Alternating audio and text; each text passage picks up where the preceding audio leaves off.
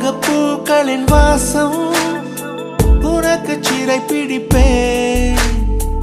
உலர்ந்த மேகத்தை கொண்டு நிலவின் கரை துடைப்பேன். ஏனென்றால் உன் பிறந்த நாள், ஏனென்றால் உன் பிறந்த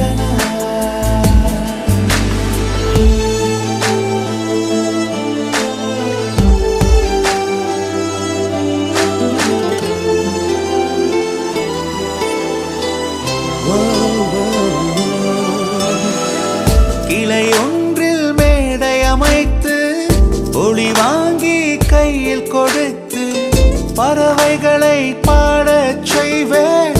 இலையெல்லாம் கைகள் தட்ட அதில் வெல்லும் பறவை ஒன்றை